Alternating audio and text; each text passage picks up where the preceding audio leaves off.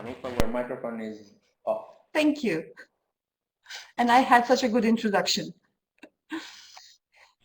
Okay. So this is the last in the series of open webinars organized within the Tempus BLATT project. The coordinating institution of the project is University of Pristina and Kosovska Mitrovica. University of Bologna, where our two presenters where one of our presenters actually is coming from today, is one of the partner institutions.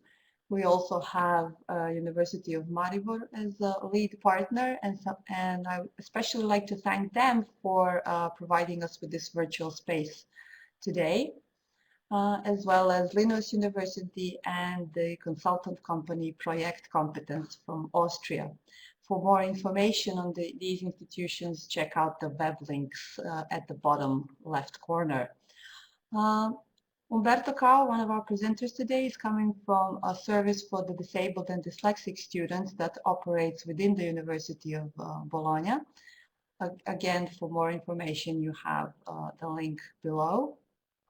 And Andrea Ascari is coming from an organization called CEIS Formazione, and he will tell you a bit more about it later on, but also you have the link to their work in the web links box below.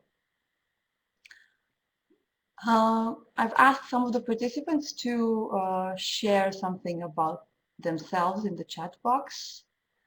As well, I would like to ask you to answer the 3 poll questions you have on your right side. So please take these couple of minutes we have before the start to answer the questions.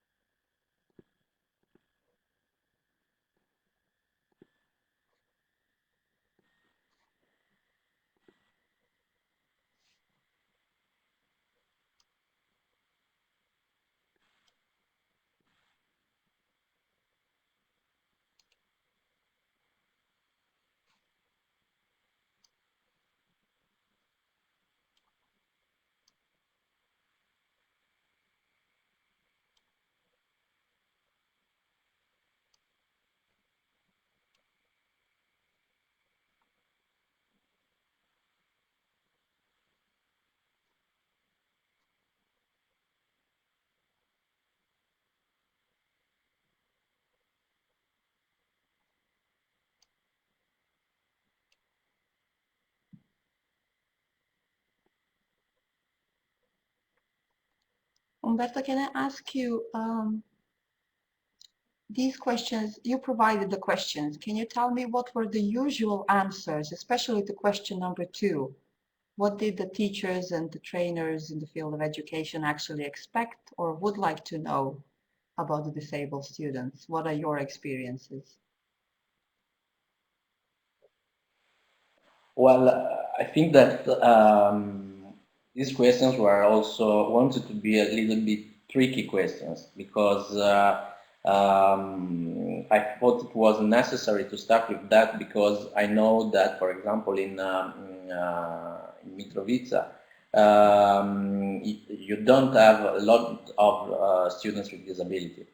And for someone coming from a background which is not completely inclusive, as is the case, for example, in Italy,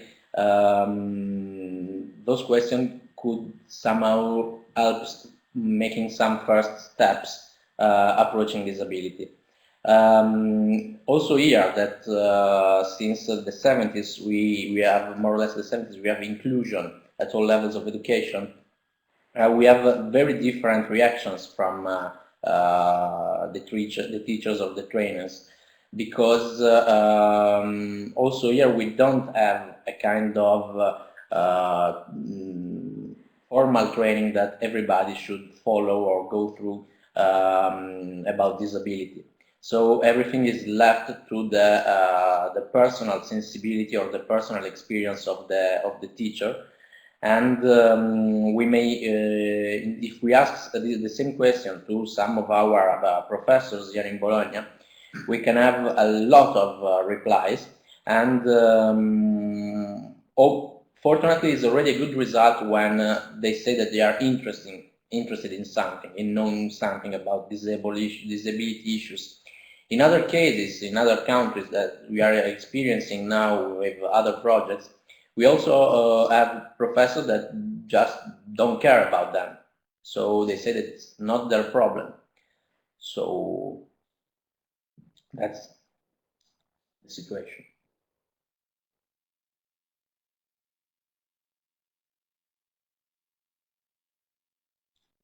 Anita, your microphone. Thank you one more time. I've actually said that that's a big problem to deal with, people's attitudes toward the issue. You might have to do that again during the presentation. Remind me about my microphone. Okay, no problem. It's already 11 o'clock, so if you two agree, I would like to move to the presentation area so that we can start. Is that okay? Perfect.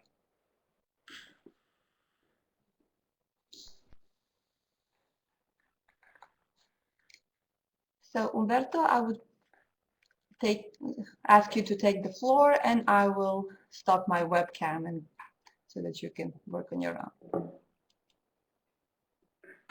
Okay, so thank you everybody for joining this webinar, and I apologize if the plan will be a little bit different than expected, because we had to reconfigure our speakers, but I think the contents we wanted to share with you are the same, and as expected. I'm gonna tell you something. Oh no, that's not the good one. Just a moment. Here we are. So I'm going to tell you something about us, at least our contacts. I am Umberto Cao. I am from Sardinia, and I work at the Service for Disabled and Dyslexic Students at University of Bologna, and I'm in charge of coordinating the international cooperation projects, as well as I'm in charge of researching in some of these projects, such as the case of the BLATT project. Nicola Giancarelli, my colleague, will join us during the conference with a video he prepared for the purpose, and is expert on ICT and supportive and assistive technologies for disabled students, students with special needs in general, and also issues related to dyslexia, especially dyslexia. Here's the logo of our service, and here you can find the English version of our website. The second speaker will be Andrea Ascari, which you can see here on the other window, and is the director of an Italian NGO called CEIS Formazione, and it is one of CEIS Formazione is one of the main and strongest partners of the University of Bologna for everything related to disability and learning special needs. He will tell you more during his presentation about the expertise of his company and of himself. I just put here like the platform from which they manage a great number of blended learning courses. That's the reason also because I was really willing to have Andrea here with us, because I think he's one of the main experts in the area of blended learning in Italy. And as well, clicking here on this link that you can find here on the slide, or also at the end in the board of the meeting, you can give a look to this main platform from which they manage all different courses. Just to give you an idea where we are in, I am in Bologna, which is this very nice city here on the top of on the slide, and Andrea is in Modena, so we are quite close one another, and it's an example of what we mean when we talk about networking. because we are part of a network we build in order to improve and facilitate the academic experience, but more than this, the project life of persons with special needs through this logic of the network. And here we have an example. What's the plan for this webinar? I'm gonna give you a short overview on disability and inclusion. After that, Andrea will provide you a presentation about blended learning and what I called as the paradigm of accessibility.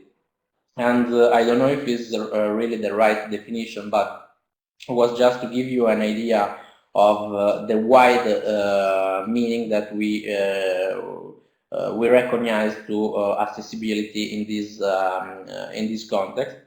The third part will be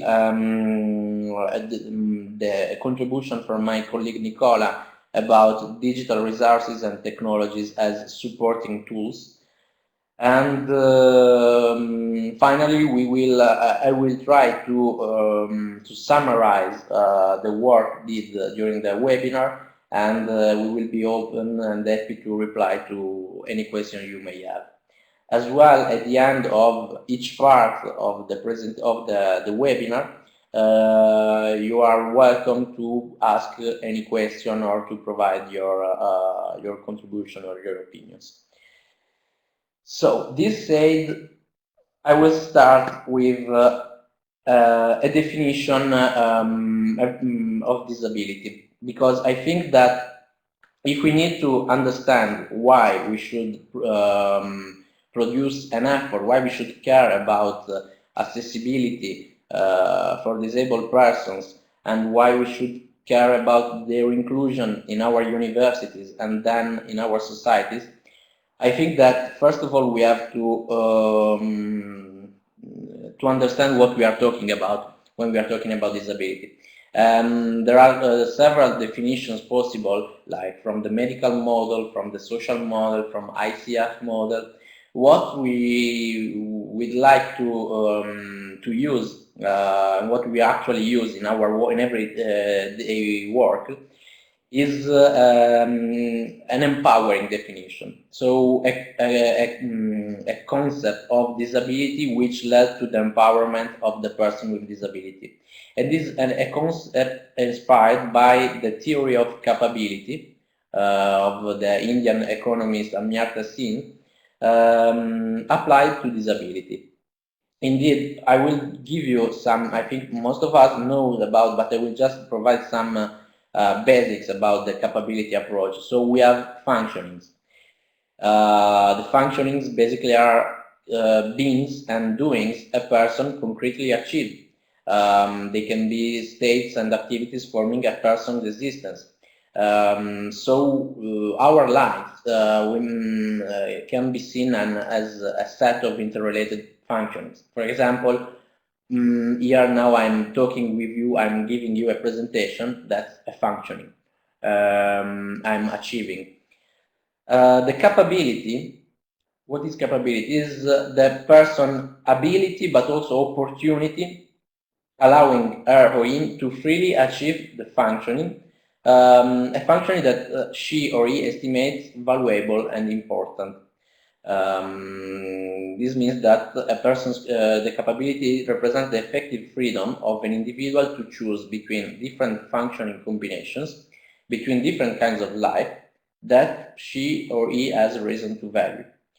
In my case, again, I'm able to provide you this presentation. I have the capability to provide you this presentation because I'm able to talk with you. I'm able to watch what I'm showing you. I'm able to get to be connected with internet, and I'm able to have a computer available for me, and also I have the opportunity to do so, to be in this context, to be in this project. And all these allow me to be here with you today and to achieving the functioning I am expressing now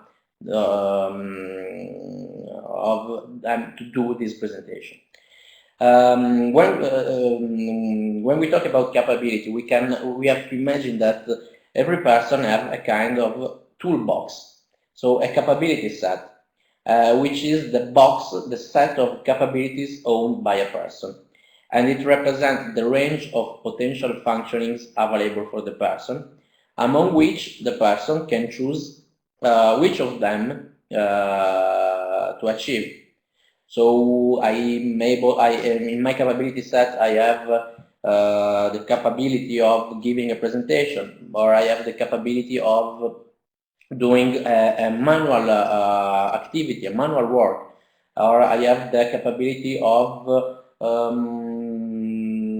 I don't know, playing in the garden, and I'm choosing right now, in this moment, what to do, and I'm able to produce that action, to achieve that function. So I will not go too deep with this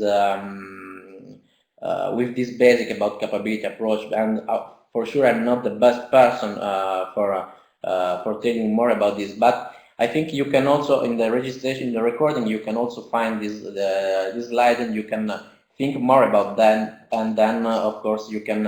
I will be happy to provide you more elements or sources.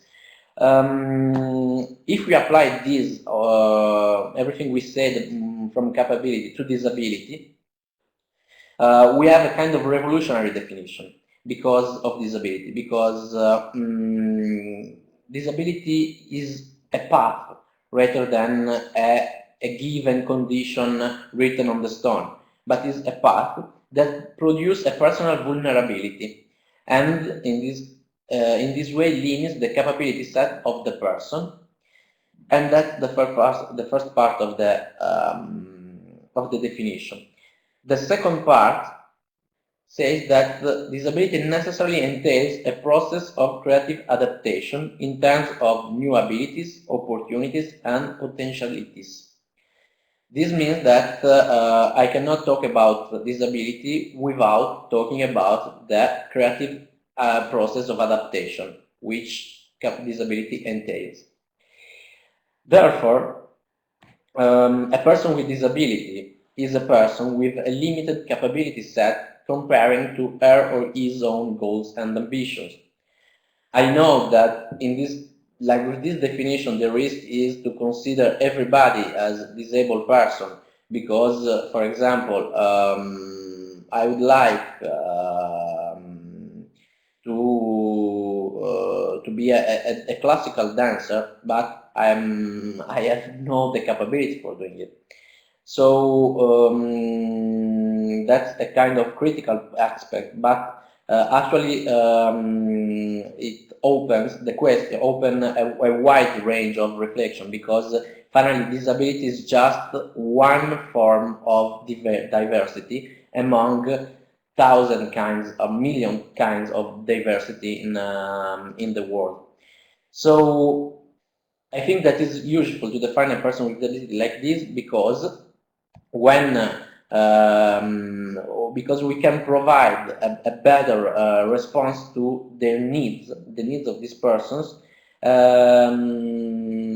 and promoting their empowerment, because the need of the person is to reach the condition of achieving the goals and ambition, given the capability set owned by the person, and the gap between the own capability set and the ideal capability set necessary to achieve those goals and ambitions.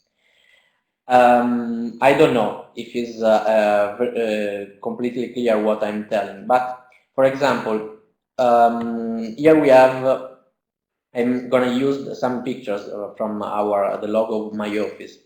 Here I have the student who is wondering, who is willing to achieve the academic degree. And here is the final result, is the functioning. The functioning that he wants to achieve. In the middle here there is a gap between the capability set owned by the person and the capabilities necessary for achieving this result. So in the middle, between the one and the other, there is our work, our intervention, our support, which is not a support that takes the place of the person, but is just somehow helping the person putting a bridge and going through that gap that I'm finally defining the condition of disability. Here at the bottom of the page you can find some a fundamental source which is capability approach to rethink policies on persons with disability. And I think what I want to say in this picture is the idea we should have also when we approach a disabled student, either face-to-face, either through blended learning. And we have to keep in mind that this part, like our work, our intervention, our support, should be always in an inclusive way. What is the inclusion? Because I know, especially in Balkans, you had a great school of I don't know if in English is the right name, but it's defectology, I think. And we have been during the last 10 years or 20 years and more in Bologna extremely interested and fascinated by that school because okay, it was not following an inclusive model, but it was doing a lot of it was providing a lot of concrete and solid tools to disabled persons. So what we mean with inclusion is a step further from that tradition, which care in the best way probably possible of the of building a kind of the social, human, and sometimes also professional profile of the disabled person, but it was in a kind of exclusive context. It was in a kind of controlled area. And reality is not like that. It's not like a special school or a special institution. In reality, in societies, we are all together. And inclusion means, I'm sorry here for it's not clear the slide, but inclusion basically means integrating and including the person's subjectivities within a shared and sympathetic community. And when I say integrating and including, it means that the person should have access, should participate, and should belong to a community. And we have to consider the person as a subjectivity. So as a person with desires, with opinions, with ideas, with will.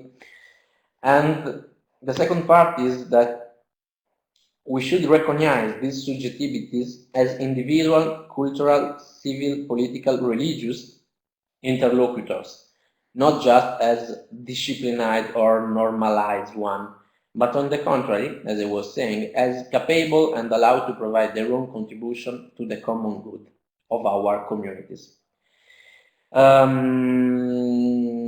That's basically what we mean with inclusion.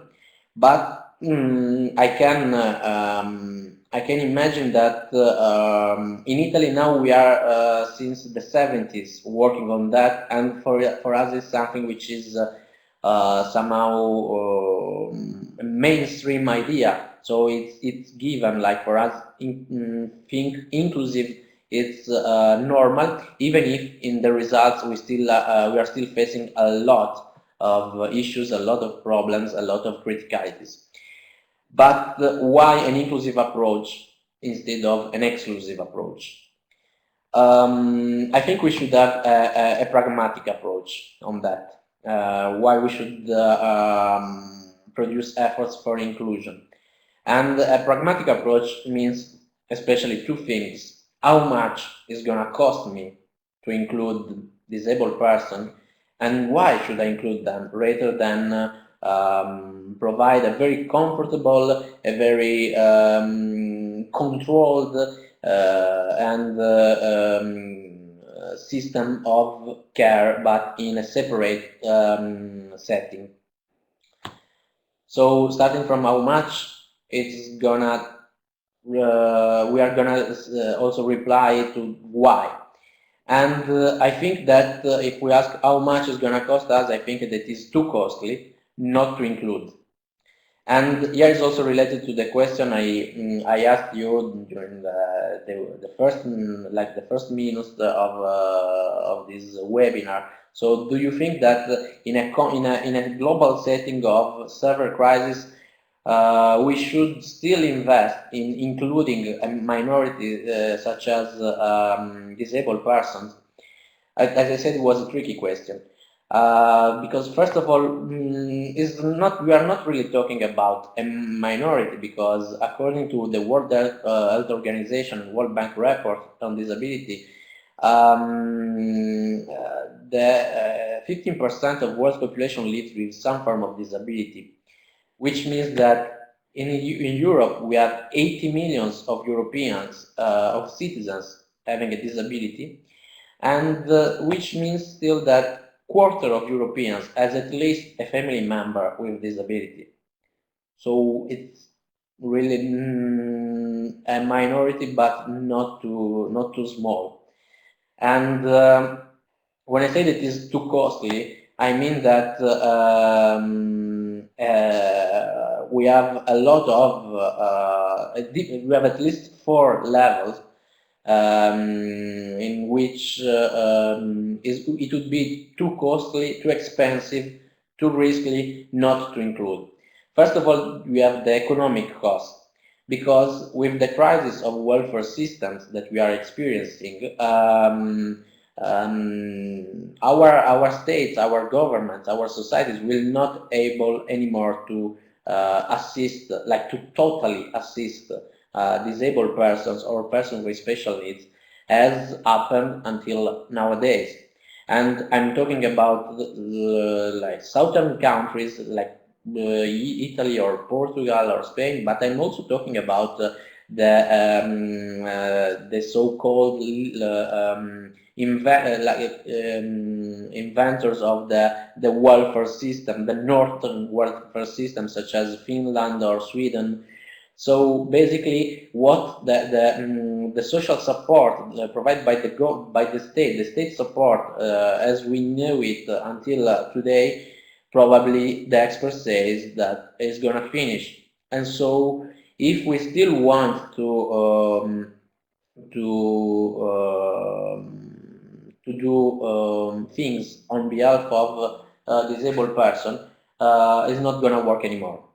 So we have to do everything possible in order to make disabled persons in the condition of provide to their needs by themselves, which doesn't mean to leave them to alone, but on the contrary, to empower their condition, their position in our societies.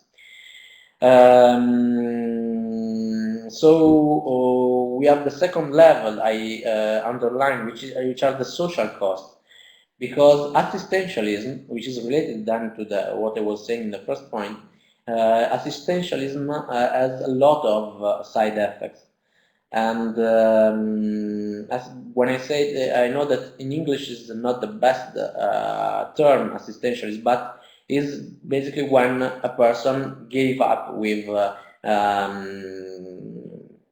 being an autonomous and independent individual and just returned to have everything done or paid by someone else. So we are, if we not include the disabled person, we are gonna deny their self-realization, and we're gonna have huge social costs coming from the side effects of this action or this approach. The third point is the cultural costs. So, especially in a situation of crisis, of difficulty, as we are experiencing now, we need the competencies, the knowledge, the energies, the resources of everybody. And disabled person represent an amount of competencies, knowledge, energies, and resources that our societies can't miss anymore. It's a capital that we are at risk to lose, and we need it. So we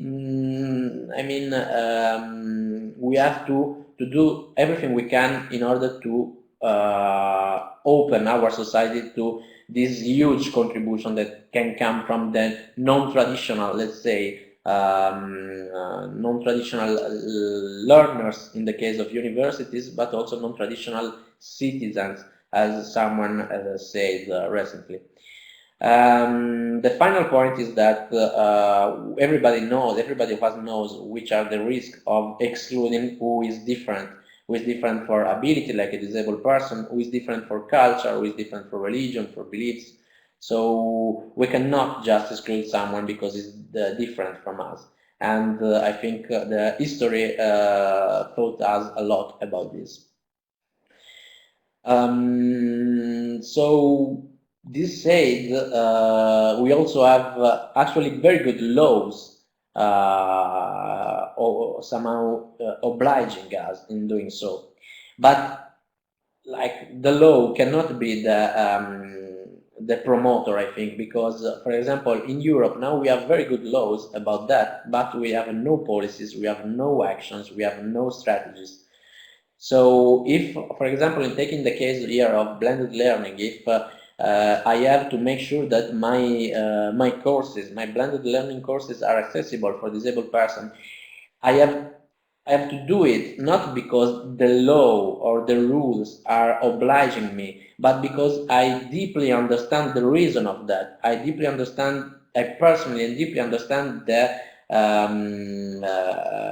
utility for me and for everybody else will have my care for accessibility. And about the laws, here we have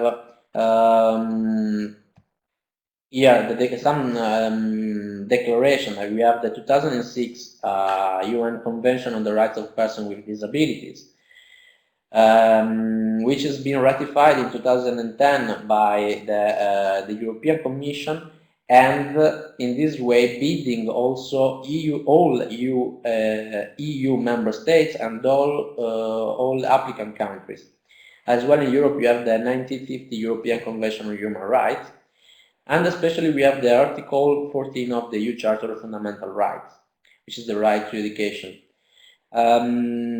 Focusing on Kosovo under 1244, we have as well a quite structured framework, legal framework, which of course should be improved, and but still providing a very good base. We have the Law on Disability Pensions of 2003, Law on Education and Higher Education number 4, L037, and Law on Vocational Ability Rehabilitation and Employment of People with Disabilities. So I think is like we already have the normative setting, which somehow also bidding the government and the policymakers at all levels, so national, regional, and also within our universities. But I think everybody can say that nothing is happening on this side. So why, which is like the key from what I said before about allowing disabled person of being full participant, full citizens of our societies, and our webinar, our mission as teachers, as researchers, as scholars, as trainers at universities. Because basically it's quite obvious, but education is the major key for that. And as UNESCO stated, education not only is the fundamental right, but also occupies a central place in human rights. and is essential for the exercise of all other human rights and for development. As well, kind of same things was said by the UN Office of the High Commission of Human Rights. Here in this article I quoted here, we have that higher education should be made equally accessible to all on the basis of capacity by every appropriate means, and in particular by the progressive introduction of free education for everybody. The result is that nowadays reaching a higher educational level became, especially in developed countries such as Europeans, a major discriminant for successfully accessing the labor market and fully participating as citizens into society. That's why we cannot just limit ourselves to allowing disabled people reaching the first steps of education, like primary school or secondary school. It's not anymore enough in the modern or postmodern societies we are living in. And higher education is necessary. Or if not higher education, also vocational training, but in the most professionalizing way and aiming to really open doors or make or better to really allowing person to disability, allowing finding some doors in the market labor and in our societies. So that was a kind of overview. I hope to have been quite clear and not too specialistic or hopefully to give you. I hope to give you a kind of overall framework of what we are talking about and why we should care also for blended learning, which is a powerful tool for the present, not only for the future. Why we should have this care for non-conventional learners, non-traditional learners with special needs, disabled persons. If anybody has any question that want to ask right now, I will be happy to reply. Otherwise, you can also write on the chat. Anita? If any of the participants would like to speak out, I can give them microphone permissions. So please just raise hands if you have any comments or questions.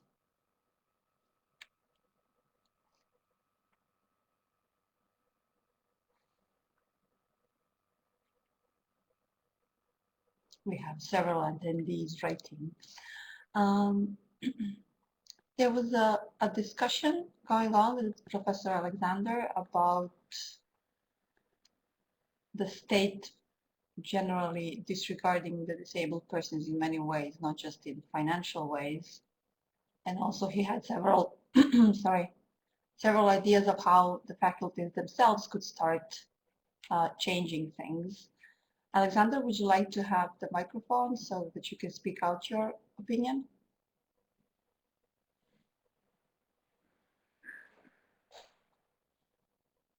Yes. Just a second.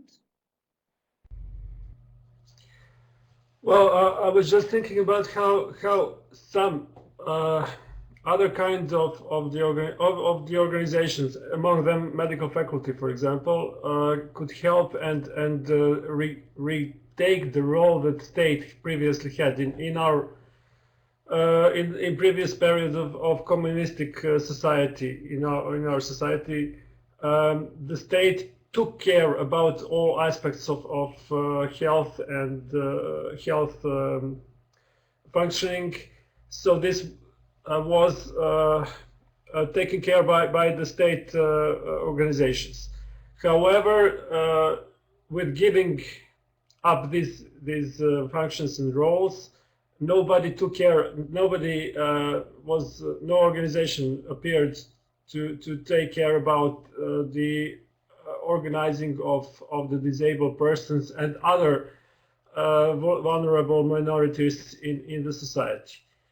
So I was just, it doesn't have to be medical faculty that takes care of them, but I was just thinking that we didn't take initiative as a society to resolve these problems. That's all.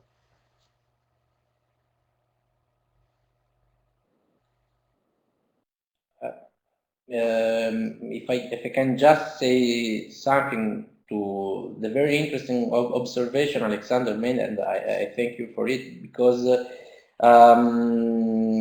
like here in Bologna, like at least my team, we are very interested, as I said, about the situation in Western Balkans related to disability, because we thought that previously during the communist time. The state provided very good quality, a very high level of assistance and care to disabled persons, and then everything was gave up at the end of the period, the communist period. And today, what can be the first step for somehow providing again a kind of assistance, or I don't know, a kind of support to disabled persons? Here, our opinion is that we should somehow reactivate, restart, reboot the good aspects of the system you have, the good social aspect, so the solidarity and the informal networks, the social networks that were working at that time, and providing them a kind of reason to be in helping persons, with special needs. So we have different levels. This one is the first, and is a kind of informal social level. On the other side, you should have a kind of institutional action of promoting this reboot. And I think that in that case, the best thing is to have a pragmatic approach, as I showed you some minutes ago, because when you have to deal with institutions, with policymakers, with governors, everybody's going to ask you. It's just interesting about the how much. Okay, how much do you want? How much is going to cost me? Why should I spend that amount of money?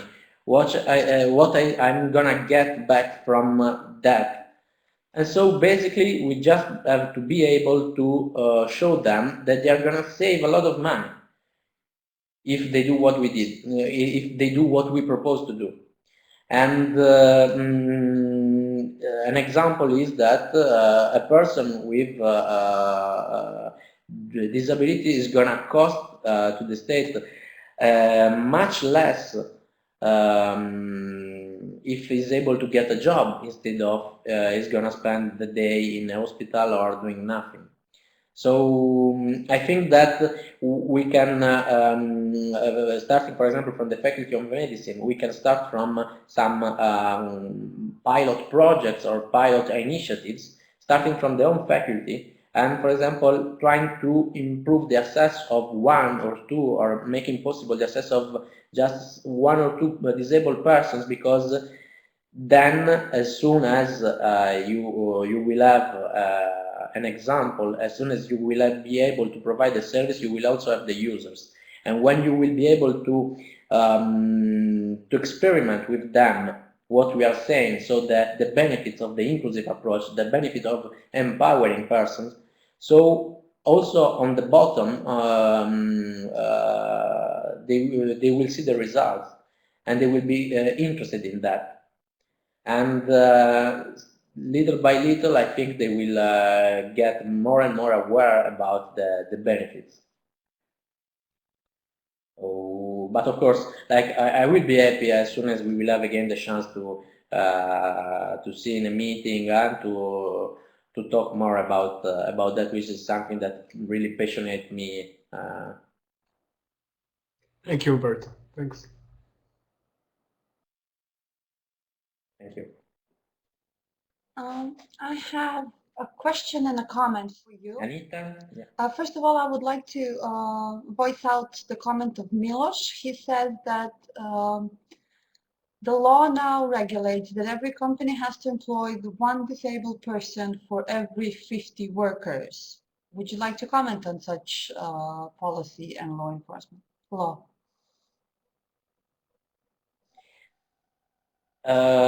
Yes, with pleasure, because in Italy also we have that law. I don't know if the proportion is the same since I think the 80s, but most of the companies used to prefer paying a bill instead of hiring a disabled person, because you are going, if you don't have that proportion of disabled person in your company, so you are gonna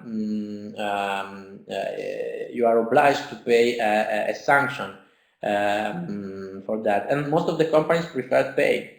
Now the crisis is offering a new opportunity, because the companies are not they cannot afford anymore to waste money for that, like paying tickets, paying sanctions, and as well they cannot just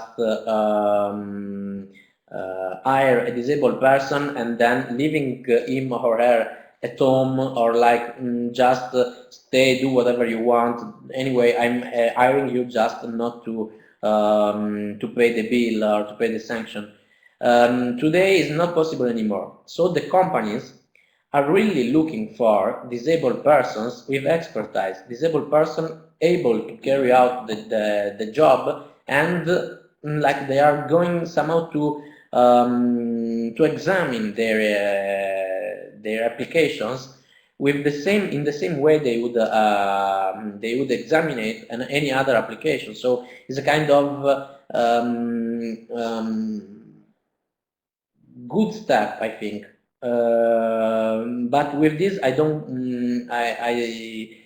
Keeping on mind that some places, some positions, they have to still be reserved for disabled persons. So I think that is a very good, like as we say, as I said, also in Kosovo, is not that bad right now, the normative framework, but then once you made the law, you also have to produce a kind of attitude in implementing that law in the real actors, in the real stakeholders.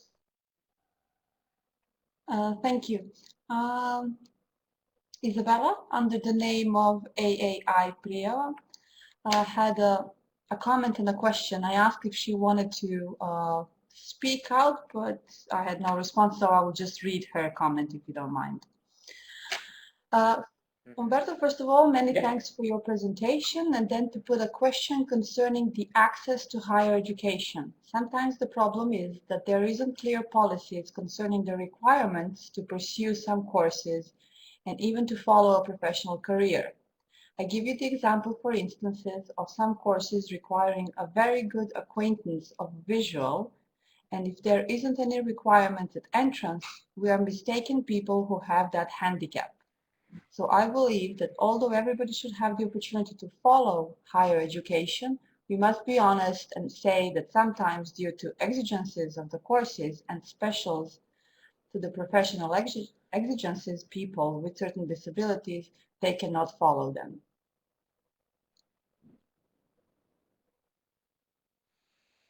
Thank you, Isabel and Anita, for the interpretation, for reading it. Isabel, I don't know if it's a colleague of mine from Portugal, probably yes. We had 1 month ago the same discussion in Belgium about that. So someone gave the example of a person with a blind person that that was studying as educator for children, like kindergarten educator.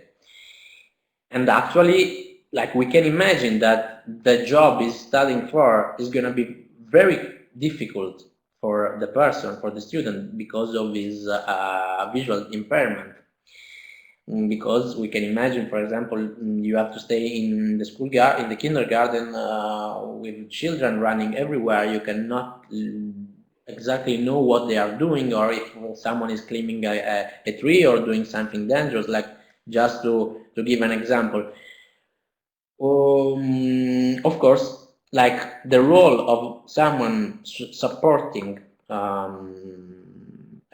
a student in that condition is to provide the student all information, all potential settings is gonna find, all risks. So to make the wider and clearer scenario possible, not just about, I mean, the achievement of his academic degree, but about his life project. So what we can do is, our mission is to provide all information possible, and then at the end is still up to the person to choose, because we cannot impose anything, we cannot oblige any, we cannot deny them anything, because they say, I don't care, that's my passion, that's what I feel I want to do, and I'm gonna do. Doesn't matter what kind of difficulties I'm gonna find. That, I think, is the inclusive approach, because I recognize the person as a subjectivity like me.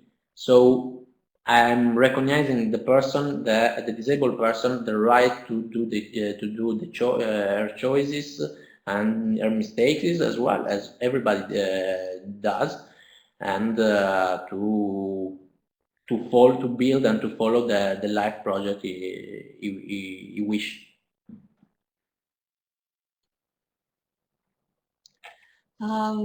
Thank you, Umberto. You've actually sparked up quite a discussion here, mostly about, there were some questions about exactly how many disabled students we have in our university, and I believe that we don't even have a record of such a number. I would like to point out that we are entering our second half of the webinar, so will you please introduce your next speaker, and then we can continue the discussion in the follow-up session. Is that okay? Okay, perfect. So thank you for your questions or your participation, and of course, like, we can continue here on the chat, but also by email. You have my contacts, and in any kind of way of communication, I will be very happy to satisfy your inquiries, your questions. And now I'm very glad to introduce my colleague and good friend Andrea Ascari from CEIS Formazione. And we are going to go somehow more in detail to the technical aspects of blended learning, with a special regard to disabled persons. So I'm not going to say much more than this, because Andrea for sure is more prepared than me. So I'm happy to leave the stage to him now. Hello, Andrea? everybody. Could you hear me? Is it okay? Okay. Yeah. So I just need to add to precise something about the presentation made by Umberto. The first thing is that I'm not so expert. I define myself a handcraftsman, looking for cheap solution, for low-cost solution for blended learning, because I work for an organization in Emilia-Romagna region in Modena. And I have to say some words about our background. Our region is a rich region in Italy, but I think that it has another important feature. It is a region where the principle of subsidiarity is very active and very actual. There is a strong cooperation between organization at any level, That's why our small organization, our small company, which is an NGO company, is able to have many connections with the universities, with the regional and the national Ministry of Education, and other many opportunities of networking in our local area, but also in Europe. And I think that it's a good way of working and a good way of taking care of the quality of life of persons. I'm very proud of it. I'm proud about that principle, the principle of subsidiarity, as I am proud of Ferrari, Lamborghini, or Parmesan cheese, or other famous products which are produced in our region. The second things I would like to say is that I'm not usually wearing that kind of awful shirt. I do not know where Umberto has found that picture, but it seems that I was wearing a silver shirt. It's not true. Maybe it's not me. We may start. I may not see my presentation. Someone could help me in showing the presentation. Maybe it's a problem on my screen.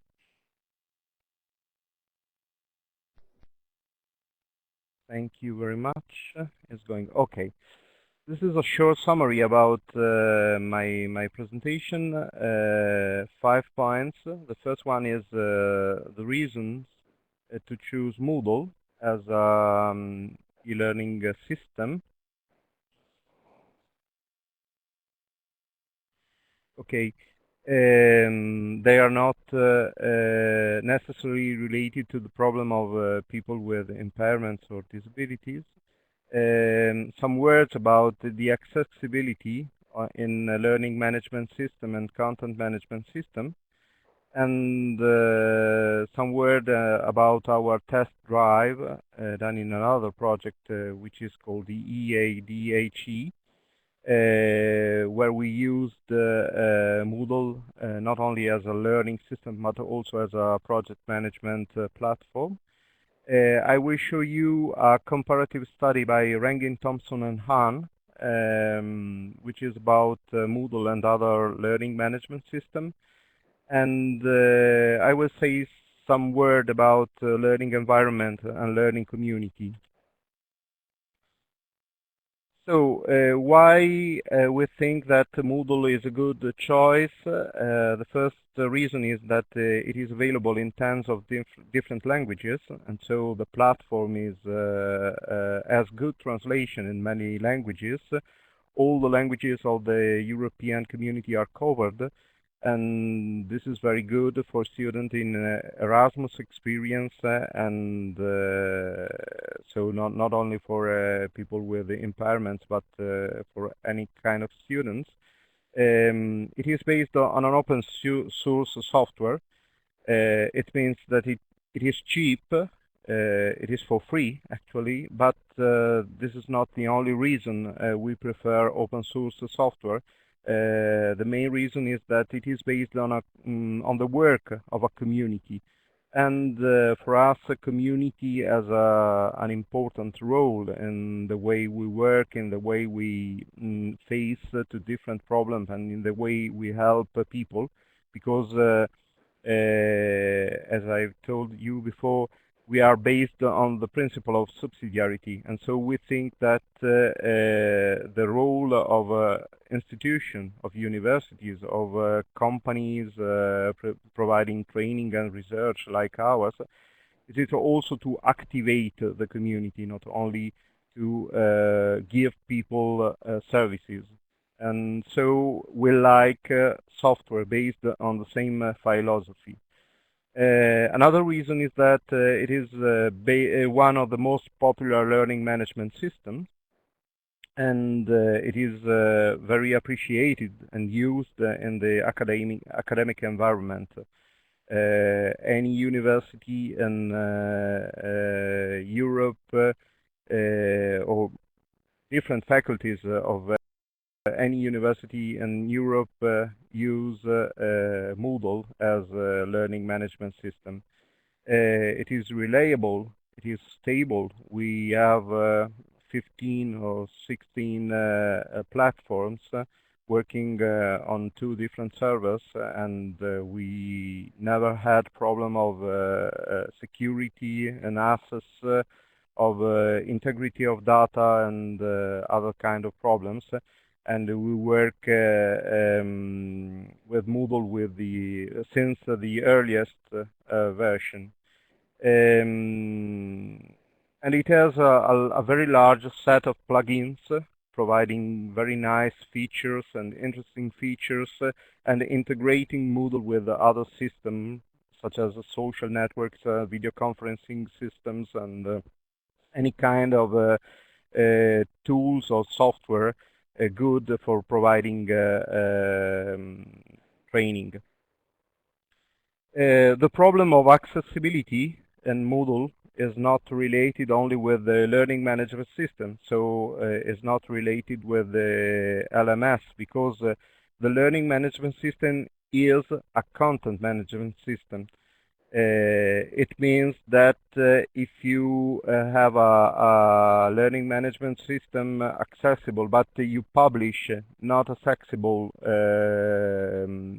documents or resources, you fail in providing unaccessible environment. So one of the most important things is, when you use a Moodle platform, is to teach teachers and the people working on the platform about that, to have that very careful in publishing only instruments and tools and resources which are accessible. It is also important to do test drive, because you know that there are software and there are tools for to evaluate the accessibility of any kind of software or of any kind of web page. But for example, the tools provided by the W3C consortium, it has a special section, which is the web WAI, the Web Accessibility Initiative, and they provide tools, online tools, to evaluate your pages, your learning management system, any kind of system. But the most important thing is to do test drive. That's why we dedicated some times in our EADHE project to do that test drive. 3 members of our team are with visual impairments, and from 3 different countries, Portugal, Italy, and Sweden. And we were able to get very good results by their test drive with their screen reading software and other supporting software. And so we are quite confident in its accessibility.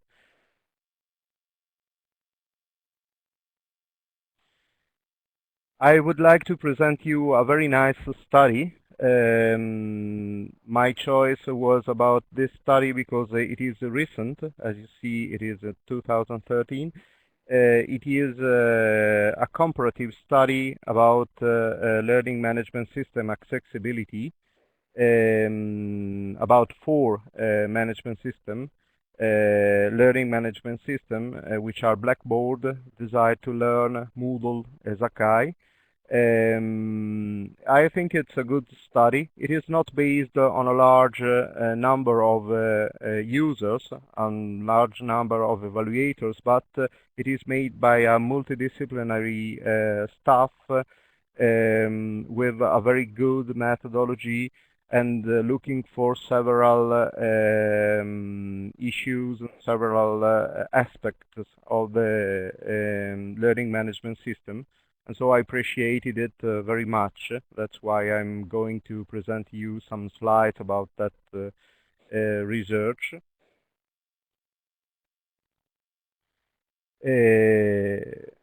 About the presenters.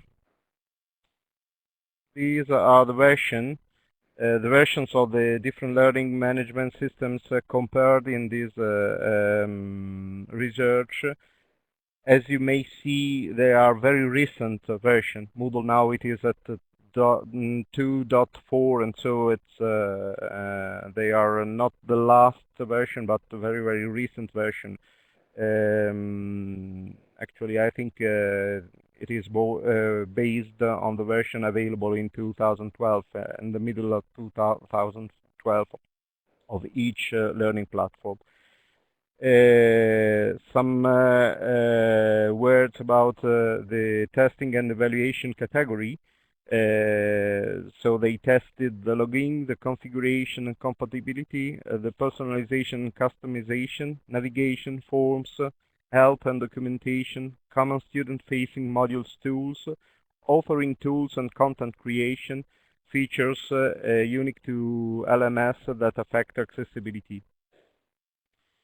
Just an overview of the different graphs. We see that Moodle in this case does not grade a good level.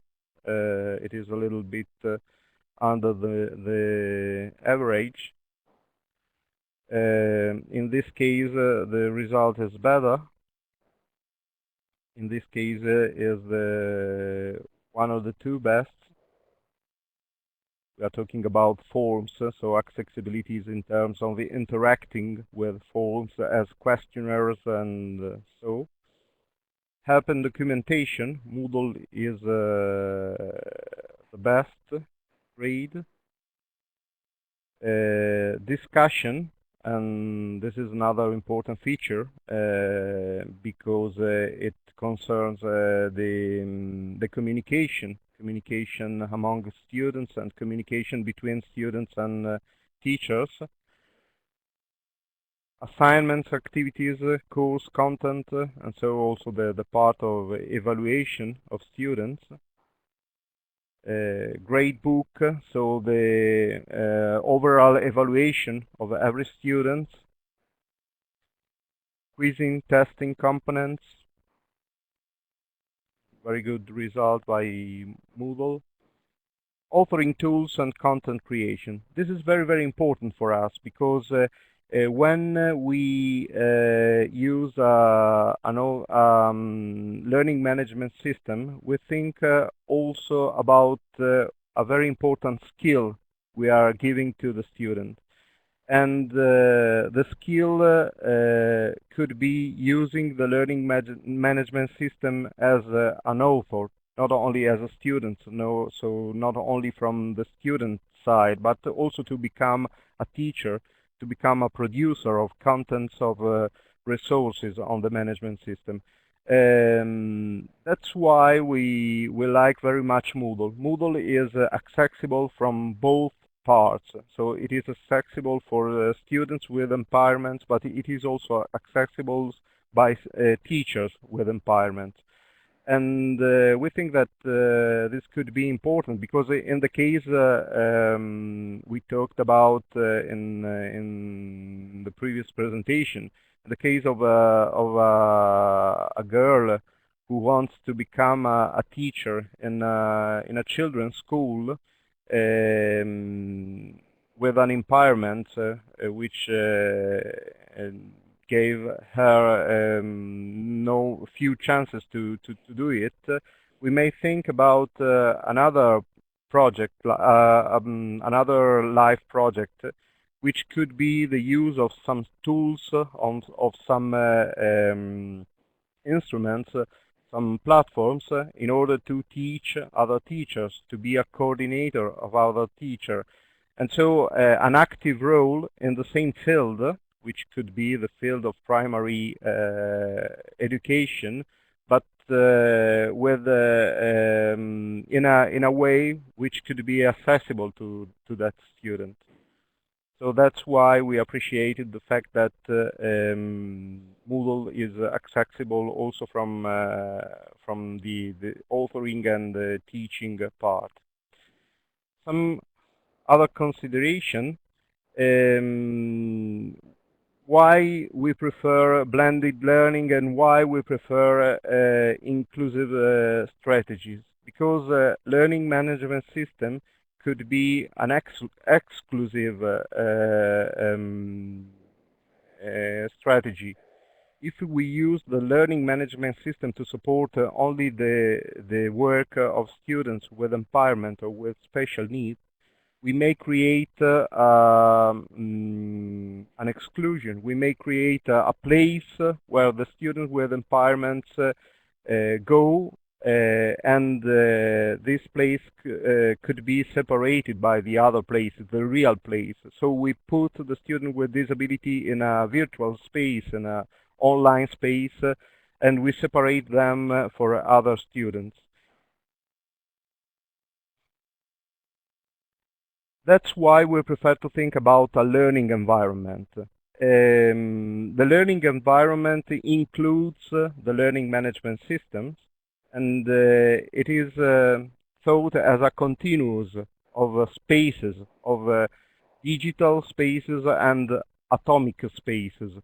I'm referring to digital and bytes and atoms as Nicolas Negroponte does. So we are passing from a era or from an age of atoms, of things made by atoms, to an age of communication based on bytes and so on, digital information. I think that we should think about integrated environment, included both spaces, spaces based on facts, on things, and a space made of communication and digital information and so. And we think that if we are able to create such a space, such an environment, we may create a learning environment where any students may take advantage of the different parts of this environment. So the students may go to a library or take advantage of books published online on the learning platform, download lectures from the e-learning platform, or going to the classroom to assist to to speeches and to lectures provided by teachers. I made a very small example. If we publish on a learning platform a digital recording of a lecture, we may think about blind students. We may think about students with visual impairments. We may think about students absent for a hospitalization, or maybe for a flu or for a cold. And in this case, we are in the case of impairments, big impairments or small impairments. On your right, instead, you see different points of view. A digital recording of a lecture is a good resource for students sitting far from the blackboard during the lecture. If you, for example, if you do not have good spaces in your university, but also students of other faculties interested on interdisciplinary studies, who want to take a look of our courses and who want to take advantage of our courses, but also on other faculties. And so we are thinking about another level, the level of interaction, of integration between one faculty and another faculty, or one faculty and a private or a public organization interested on the same topic. And so the learning, an accessible learning environment made by digital resources and physical resources could be the same of a digital recording of a lecture. So it could be available to different needs and to different interests.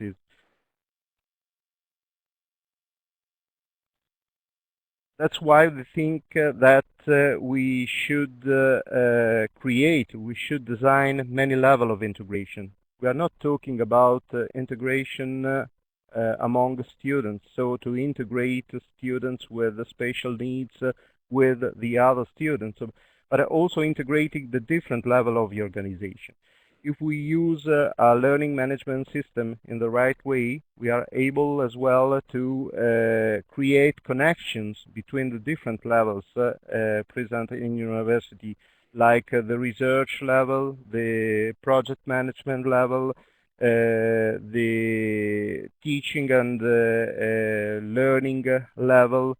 And in this field, we have the opportunity to use the same tools to make different things. And using same tools, even if they are not specific, because Moodle is not specific for project management, but it could be, it may be adapted for project management purposes.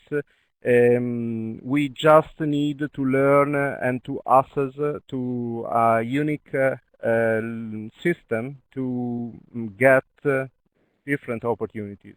So to participate to a project, to take advantage of a research forum, or to just to follow lectures or to recover lectures.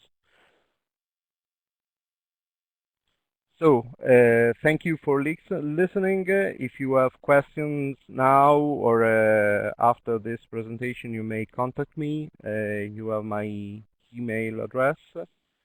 And please, let me know if there was something unclear or something to ask.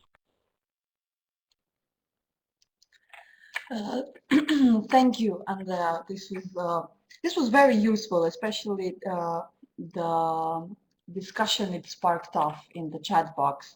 I would just like to ask first, would any of the participants would like a microphone to speak out your comments and questions? Unfortunately, I missed the discussion, but I will go back to it. Okay, no raised hands. Let me then just say it out loud. Isabella had an excellent point that you yourself made as well, that it's not just making the platform accessible, but also the materials need to be easily accessed by students of different needs. Also, Alexander had a proposition to initiate changes to the Amherst Moodle platform, the Moodle platform we are using for this particular project, which is an academic network of Moodle network of Serbia. And he also asked for your support when the changes start to happen. Yes, of course. I will be very glad and proud to cooperate. Thank you. Are there any other questions from the participants? Did I miss something maybe?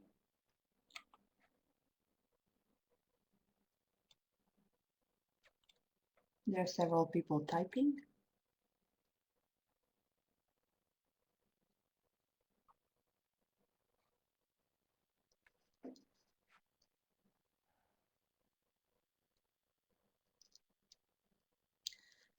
I would also like to mention some of my personal impressions.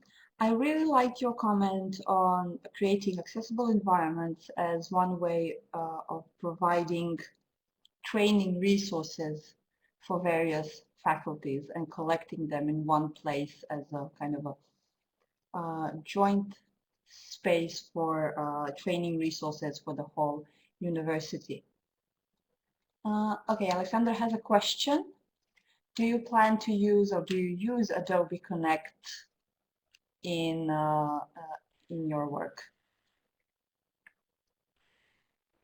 Actually, I'm not a captive fan of Adobe Connect. It works very well. I like it.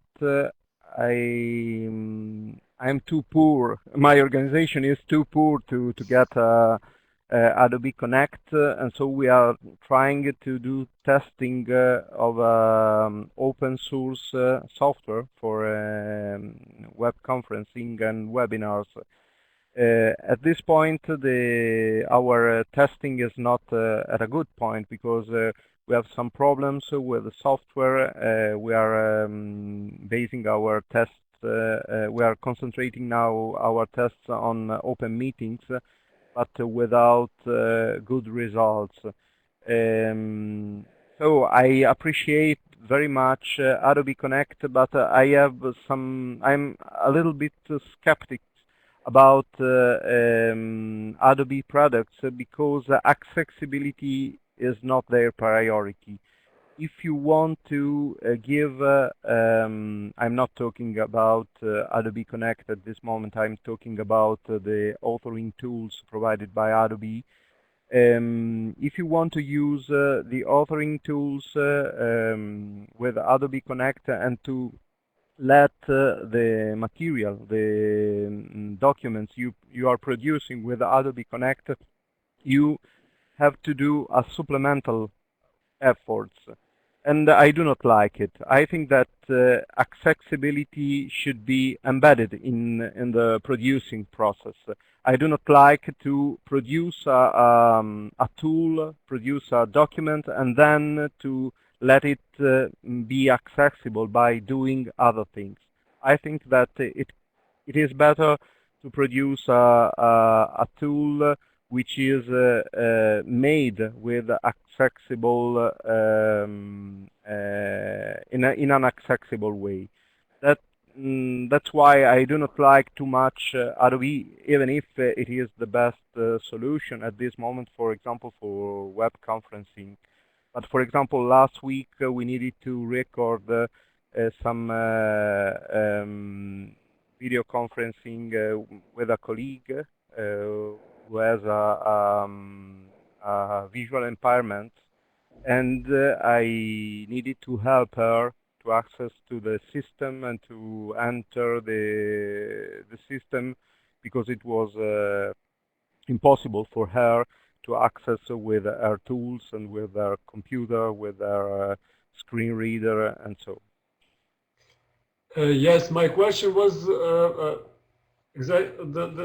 precise question was, how do you plan to overcome the students' isolation, and do you plan to use Adobe Connect? So you already answered that part. Thank you very much.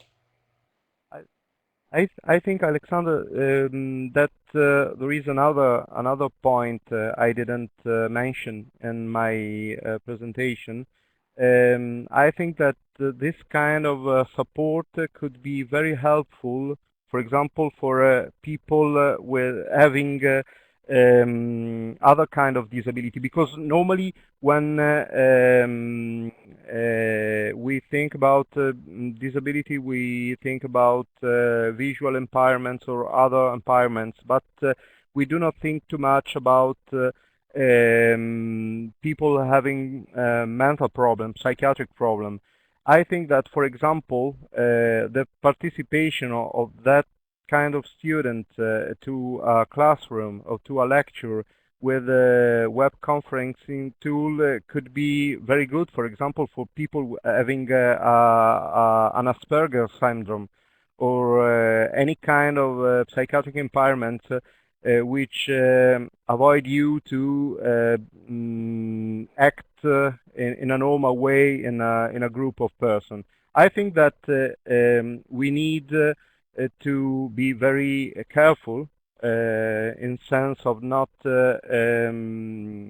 separating them, because university life for people having an ASD disease could be very important, but if attending every day to lectures it means giving no chances for them to participating to the university life because it is too tiring, too stressing for them. I think that to mediate their participation with other tools could be very, very good and very, very interesting. I also have two more comments from Isabella. She says it's a pleasure to see you again. Yeah. Her comment is that it's true Hi, Isabella. that the e-platforms are very useful, but first IES must do several sessions of sensibilization to academic staff to use them as a way of simplifying their work. Sure. She also mentions that at her University of Coimbra, they have already some e-learning specific courses, but not in terms of regular ones. Because as Umberto referred, it may require great costs, and as usual, they don't think that the measures would be useful for all and not only for minorities. Yeah, it's true, but it's also true that you may think about the use of a learning management system. It is a low-cost solution. I told you that I'm looking for cheap solution in every day in my work because we do not have many fundings for our work. And I think that it could be useful to think about learning management system as a different with different opportunities for teachers. So maybe some teachers may provide e-learning courses based on a good methodology, a good educational and pedagogical model, and made with the correct tools. And some others may take advantage of the e-learning course just to publish, to start publishing some documents or some slides about their lectures. And we are open to any kind of interaction with the e-learning solution. We prefer to start with very, very low goals for every teacher than to create learning courses for very high standard learning courses for a small group of teachers. We think more about the impact of the work on the environment more than on the high quality of some e-learning courses. Thank you, Andrea, once again for your presentation and for the time to participate in our webinar, especially with the people waiting for you over there. I am really sorry that we have very little time left to hear you sing. I had an opportunity to hear you sing at before the beginning of the presentation. But maybe next time we can have several minutes left. Okay, of course. Thank you once again. Thank you. I would now ask Thanks Umberto to you for your please attention and for your questions. Thank you. Umberto, would you please come and present the next? Yeah, thank you, Andrea, for your presentation. And I think by means of your presentation, we went a little bit more deeper in concrete concrete approaches on the use of blended learning, and especially on learning environments and building learning environments. We are going to now watch a presentation of around 7-8 minutes from my colleague Nicola, who is going to tell us something about supporting technologies that we may associate in our learning environment in meeting special needs. And it's going to also show us some tools, and I think it could be like we have to somehow take inspiration from what we are going to watch, because we can have, like, as we use Moodle, and associate the use of Moodle with other tools, like a kind of toolbox that is gonna build our learning environment. So good vision of the video, and at the end I will be back and trying to somehow reply your question if you have, and to make the conclusions for our webinar. Hi everybody, I am Nicola Gencarelli and I work for Bologna University Office for Students with Disabilities. And I am in charge of ICT and assistive technology for students with disability and dyslexia. So Umberto asked me to show you some of our main activities regarding assistive technologies, accessibility issues, learning materials, in general software and hardware that we use actually for students with impairments, with all sorts of impairments. We do three main activities regarding ICT and assistive technologies. First, we support students to learn how to use specific software and hardware for their educational needs and for their life at the university. Second, we adapt learning materials, all sorts of learning materials, in order to provide students with digital accessible versions of their books, of the teacher slides, paper, note taking, and so on. Third, we do also a lot of research and experimentation of technology. We test and try to find original solution, because often we have to deal with the lack of money. So we try also to investigate creative and do-it-yourself solutions, often suggested by the students themselves. But because our technological vision is that innovation should be intended not only as achievement of new products, but also as new patterns, new way of employing technological devices that already exist. So we try to assess the major technological needs of university student with special needs.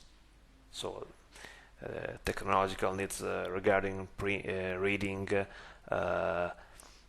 attending the lesson, orientation in the city, and so on. So we select a range of technological devices, hardware and software, that could be common or specialized tools, or open source and open hardware tools. And we think how to meet the major need of the student with this technological solution. We try to find also good, convenient solution within open source and free license software domain. For example, for students with dyslexia, we use a lot of free text-to-speech softwares, visual mind map editor software, speech recognition software, and all sort of note-taker software, or application for mobile.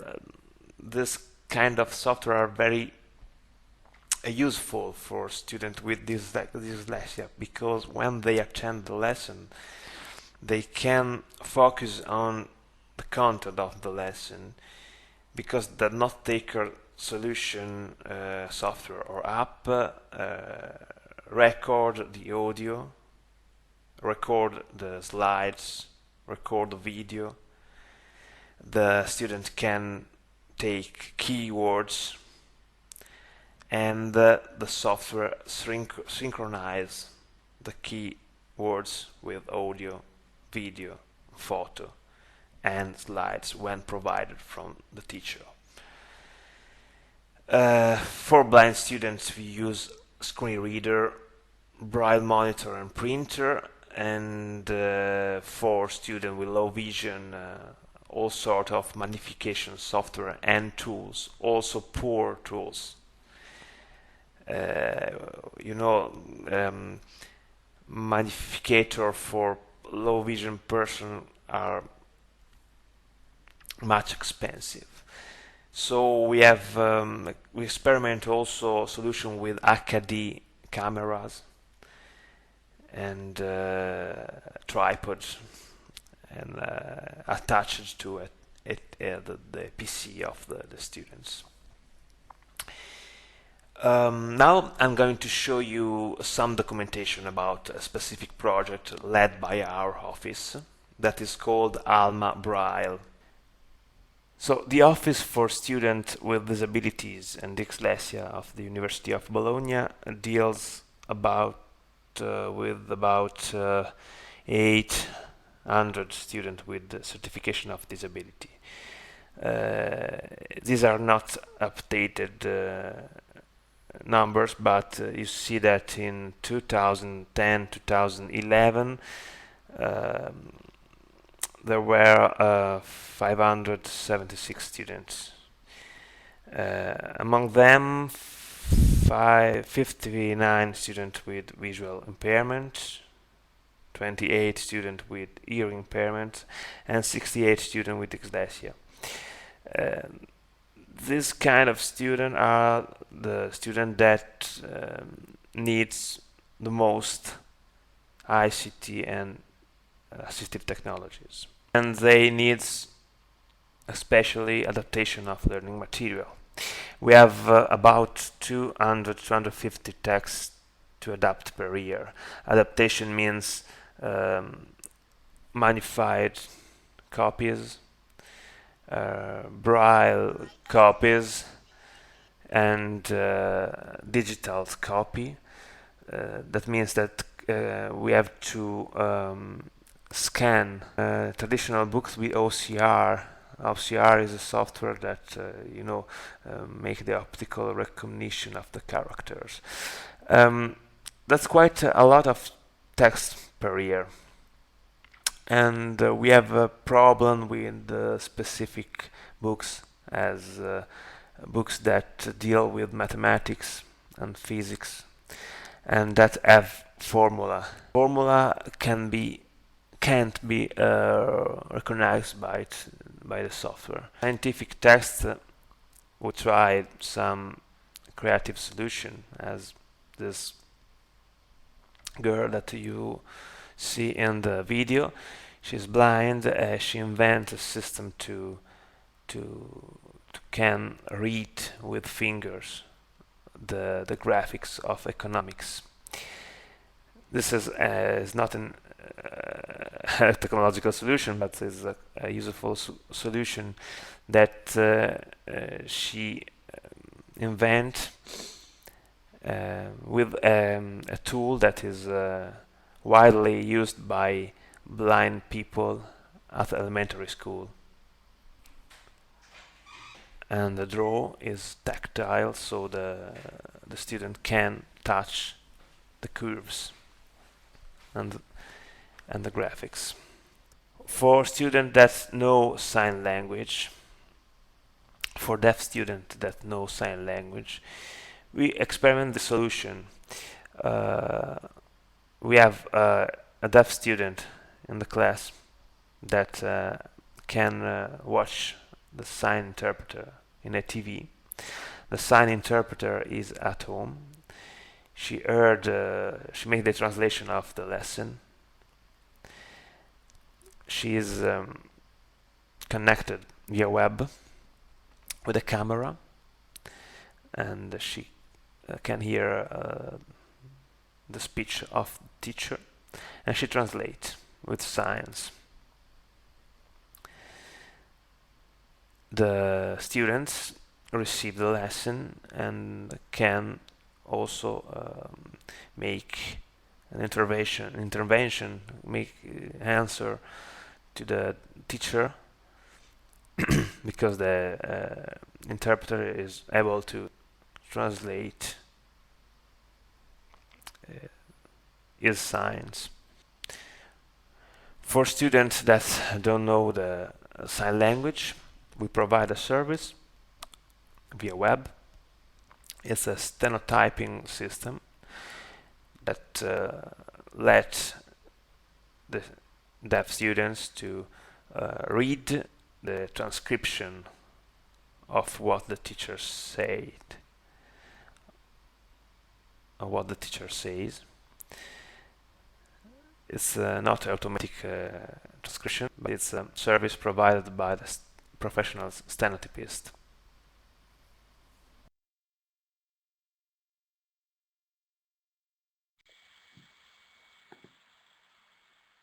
So it was a little bit rude the end of the video. Probably it was not this one the last version, but I mean it was just to provide you a kind of overview as well on potential tools, ICT tools that can be associated to or within a learning environment to tools that we are already using like Moodle. I would, at this point, I would go back also to the last part of my presentation and trying to put together some conclusions on what we saw and what we heard until now during the webinar. First of all, I would like to ask if I would ask Anita if she can help me to put back my presentation. Thank you. And if do you have any question about the video we watched? So here we have Isabel. The presence of students doing and language in Bologna is for free as volunteers, or is any funds to pay them? It is it's not for free. We have some funds to pay them, but actually we are able to cover very few lessons or courses with this system. So it was a kind of what Nicola showed was a kind of experimental project because if in the future, like if during next years, we are gonna have all the rooms, or at least in every department, in every faculty, some rooms totally digitalized. So this means connected to high-speed internet and cabled with all the video, audio, digital devices and tools. The idea was to record some key courses, or at least the greatest number possible of courses, and providing this offline translation in the sign language, and then make it available on a web or online platform like Moodle. We are still far from that, but that's the goal, like where we would like to go. The budget comes from the government in that case, or from local organizations. The OCR is a software, as Nicola shown, which is very useful for scanning books and correcting them.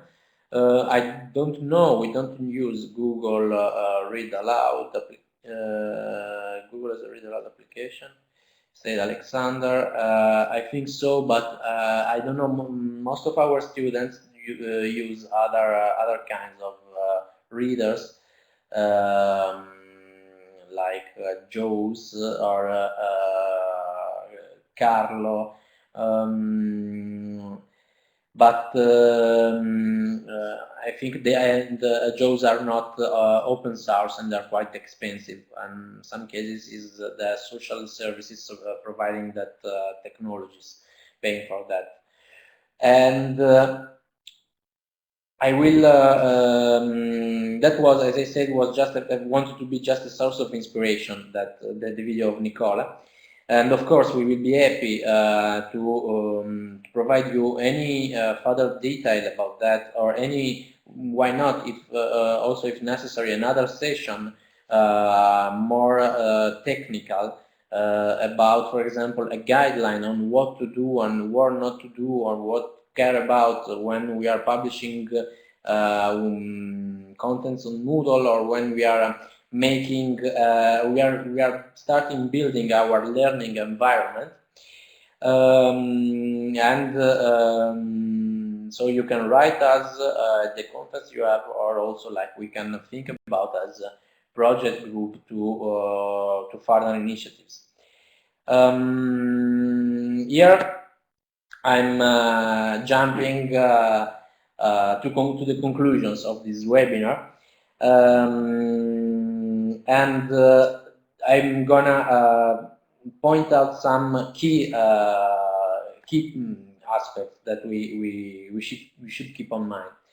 First of all, blended learning should promote and facilitate the inclusion rather than isolation and finally exclusion, because it is and it could be a powerful instrument for educational and social inclusion, but we have to be careful about it. We have to care, we have to keep this sensibility every day. And here I used this picture because I think is kind of representative of what I mean, because we have these balloons, which are very nice balloons, as can be blended learning, which is, as I continue saying, a powerful and great tool. But if we use it on not in the right way, let's say, it can produce this result, which is the result of an isolated person, a sad person, an excluded person, and so it's not this that we want. And the second aspect is that we always have to keep the highest concern for usability, a transversal usability. And this means that we don't have to make like a linear matching between one instrument, one need. This means that any instrument, a tool, a technology can be used in replying potential infinity of needs. So we don't have to keep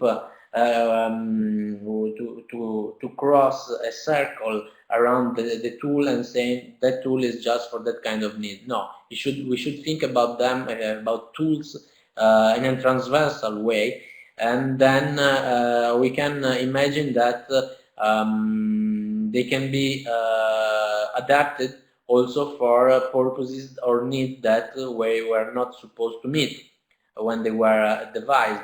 So this means that we have to approach the tools and technologies, considering them as in their highest plasticity possible, so they can be adapted to the widest range of needs and purposes. And when I say transversal, for example, is what Nicola was saying about the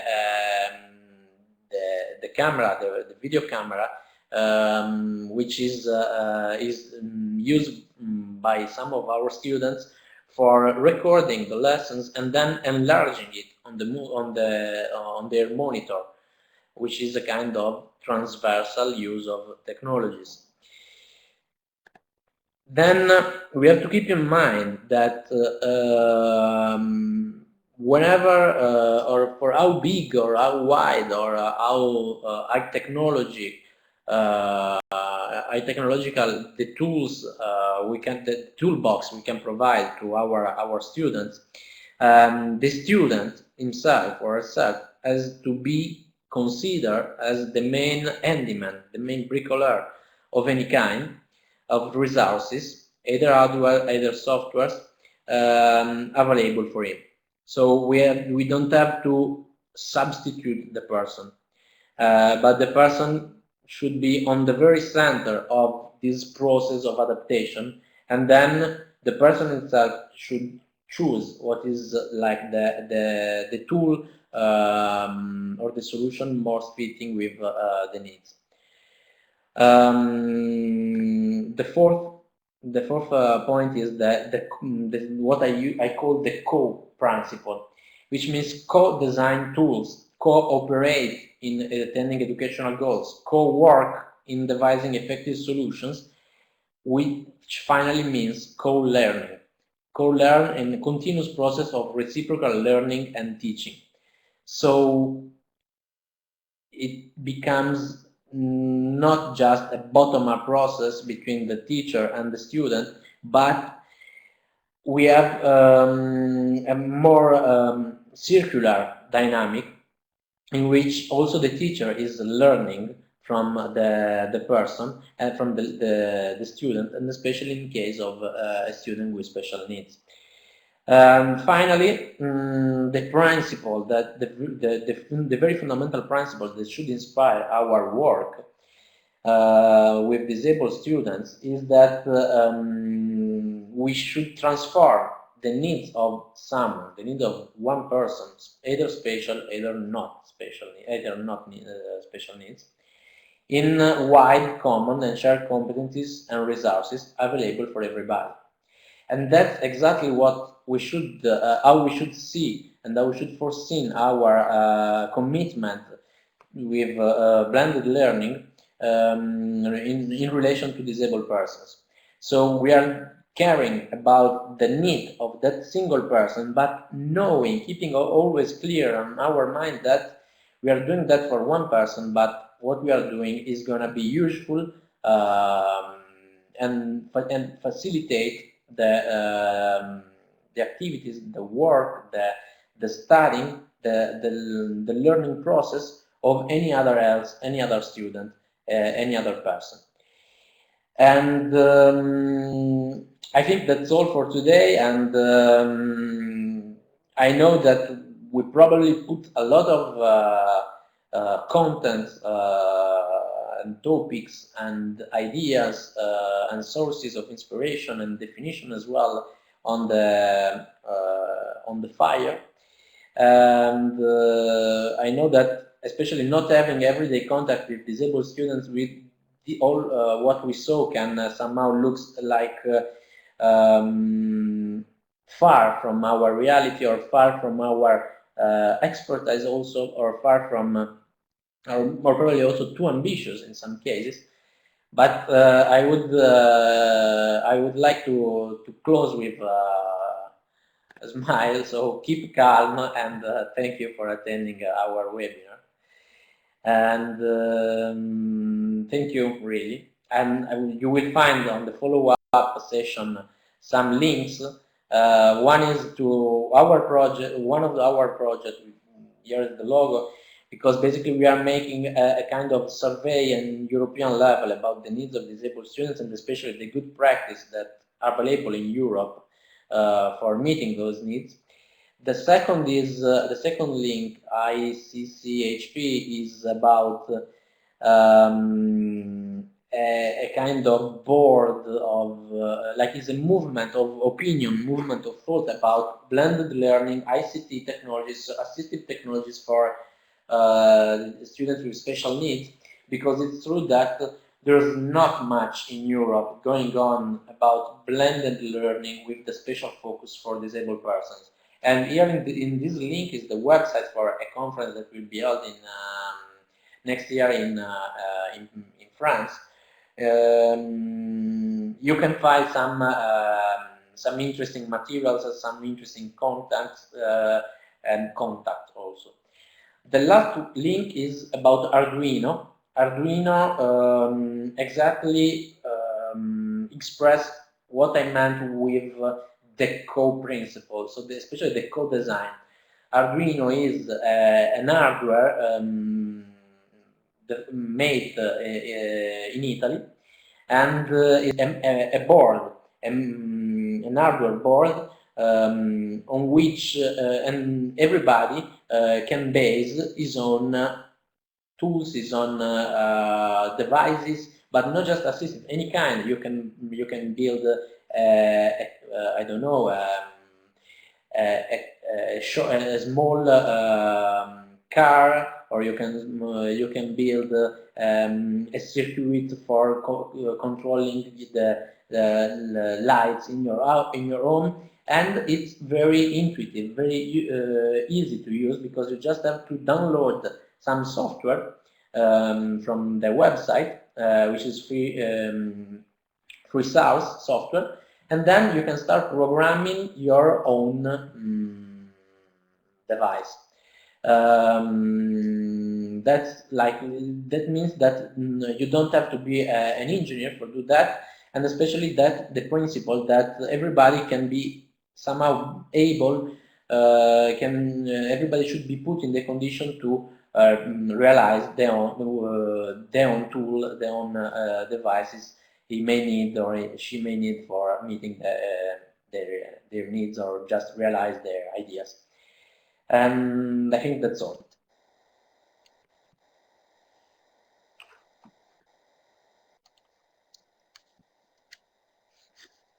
Thank you so much. Can I ask Andrea the show? Thank you.